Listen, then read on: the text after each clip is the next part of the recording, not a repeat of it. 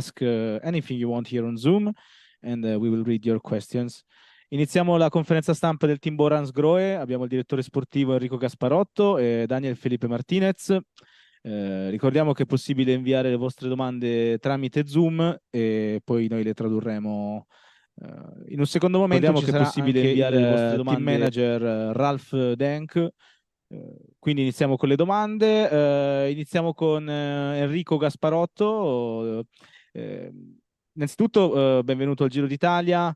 Ci descrivi un po' le scelte fatte in sede di selezione della squadra?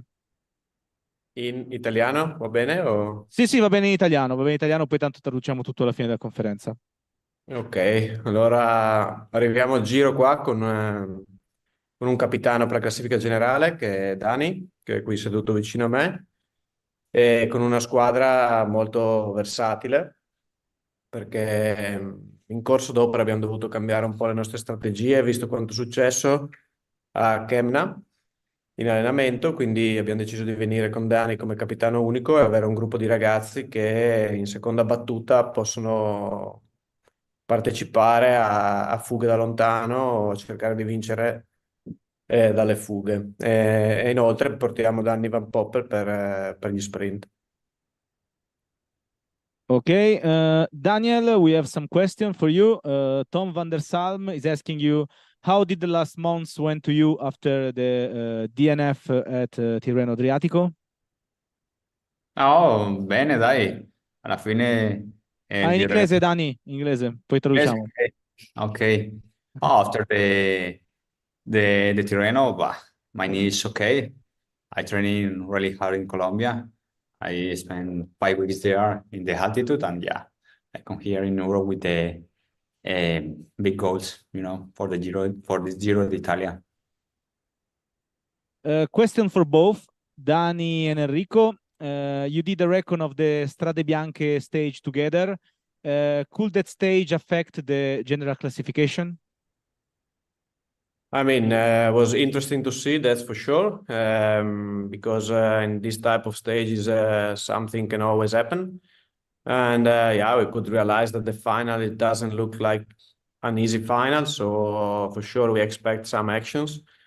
But I think it's everything related to the dynamics of the race until that day. So I think yeah, could be an interesting one, but still we have to see and wait how it goes Saturday and Sunday. And Dani, what do you think about the stage? The gravel stage, or? Yeah, Rapolano.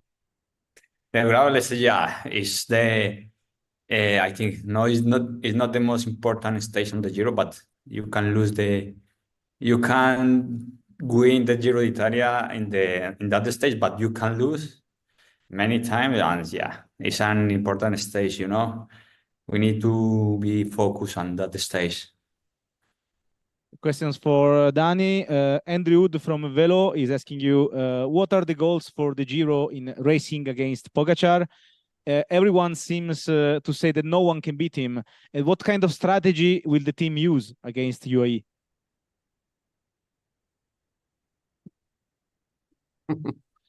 If you have an answer, then give us. Dani, what do you think about racing against Pogacar?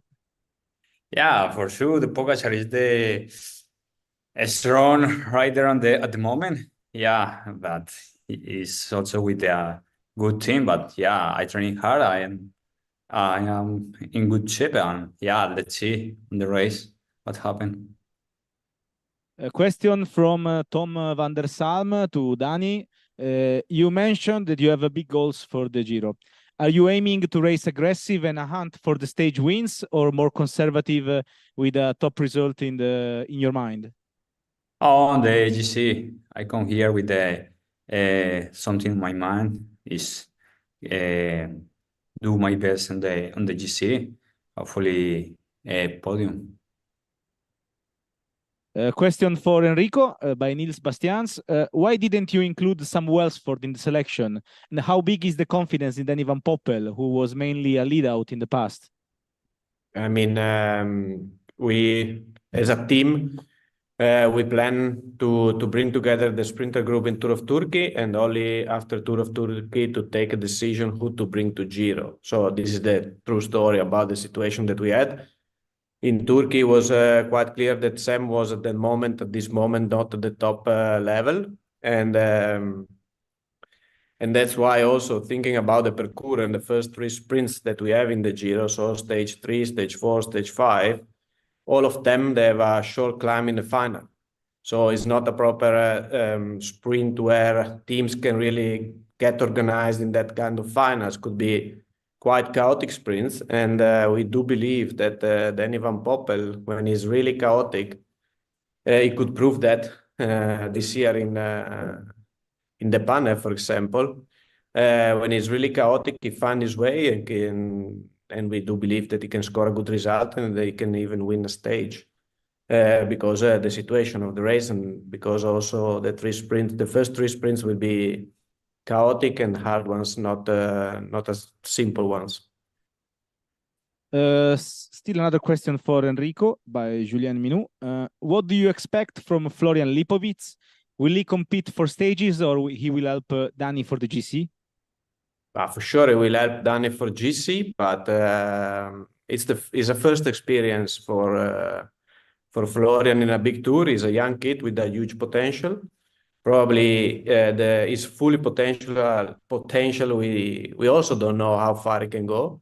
But when you are a neo pro or almost a neo pro or new in big tours, then you have this enthusiasm that bring you really far. So I think we take stage by stage like it comes, and yeah, we will decide during the Giro what to do with him and which could be also his private goals.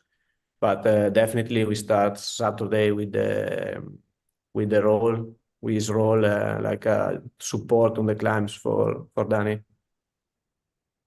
Question for Enrico about Saturday by Tom van der Salm is asking you, in 2022, Bora light up the Torino stage. Is there again some sort of nice plan for Saturday? Yeah, it was a nice plan in 2022 because we could surprise someone. And on Saturday, it's impossible to surprise anybody because we are all the teams here in Torino since yesterday or since Tuesday. So I guess that all the teams did a recon of the parcours. So everybody is ready for Saturday. Everybody knows what to expect from the race.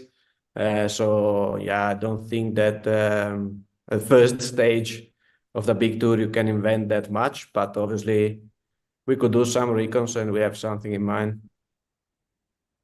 We got some questions from more or less the same topic, again for Enrico, especially from German medias about the decision to leave Emanuel Buchmann out of the Giro. Can you explain the situation? So as I said before, when we had a plan in the winter about how to approach this Giro d'Italia, and the plan was clear to everybody, to each and every rider. So the plan was to come here to Giro with Kemna and Martinez as GC leaders. And this obviously we had to change it after what happened in Tenerife, and we have to adapt the situation. And we decided to come with one solo GC leader, who is Dani, as I said before, and with the kind of versatile riders that can win out of a break. And that's the reason why we have in the team also Max Schachmann, for example, who has a huge talent, and he also that type of rider, then when he's up front and he smashes the win, he can win. And that's the real reason why the names that you can read at the start are what they are. And with Emu we were quite clear from day one. So obviously we got surprised when we read on Instagram what he said. We didn't expect that as a team actually, because from my point of view, we never promised to Emu to be a GC co-leader for Bora in the Giro 2024. So for us was kind of surprise. But yeah, I think we are here in Torino and we are focusing the race with the riders that we have, which they are all good in good shape as well. We got some question from Max Schachmann. Is asking you, in 2022, Bora light up the Torino stage. Is there again some sort of nice plan for Saturday? So Okay, now we have some question for Dani. Nils Bastien's asking you, it's a big disadvantage that you didn't race since March. Yeah, I come from the altitude. I am fresh a little bit. Yeah, yeah. The most important, I think, in this Giro d'Italia, also the hardest stages is in the last week. So we have almost 1 month, until the end. So it's long way to the finish, and it's important to arrive fresh here. And there are a lot of questions about the time trials. What do you think about these two time trials? And you think this is going to be good for you compared to another route? Like you prefer a Giro with two long time trials? Yeah. The time trial for me looks good. I like the longer time trials. I think it's good. Eh, if yeah, it's good. Question again for Dani. This is your first Giro since 2021. You finished in 5th place. Would that be a good result for you this year, or you want to improve? Oh, I come in my mind to do my best to do a really good result here, and yeah, let's see. And there is a question for again for Dani. What are your expectations for the first two stages? Do you see it as a first GC opportunity? Also for you that you are maybe more explosive than some of your opponents? Yeah, the first stage is hard also.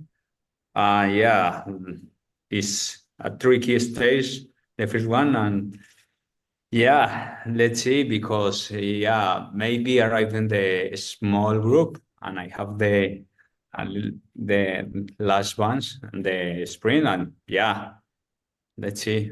And also the second stage is hard. Arriving the Europa is good climb, and yeah, let's see.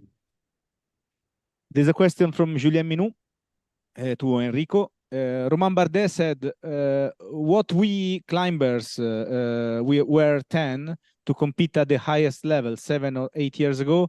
Now there are 40 riders able to compete at the same level. Do you agree with him? And how can you explain this evolution? I mean, cycling in general is changing quite fast in the last few years.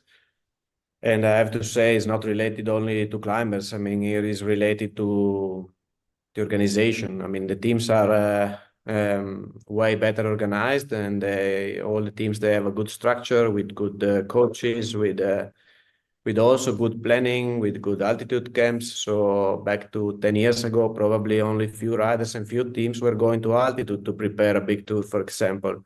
Now each and every team goes to altitude with all the 8 riders that are in the big tour. So this is already a huge difference, and that makes cycling quite faster compared to the past.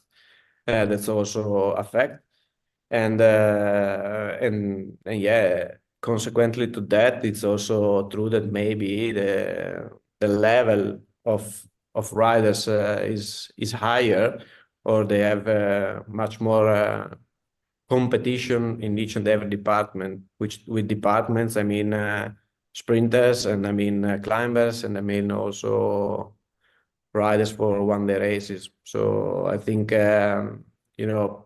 it's a normal thing that happens in cycling at the moment. Dani, are you hungry for a stage win? And if yes, which one is your favorite stage?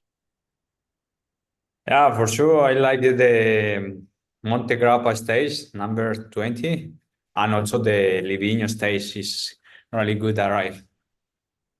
And the final question that we have before we pass the mic to Ralph Denk is again for Dani. Second race day is on altitude around Livigno. Do you think that the Colombians could have a benefit from that? And how can this affect the race, knowing that not everyone recovers that well on altitude? Yeah, I think it's not the problem for everyone. It's just 1 day or 2 days maximum, but nothing happened. Okay, thank you, Daniel, and thank you, Enrico. And I think team manager Ralph Denk is ready for coming here to our microphones. Are you there, Ralph?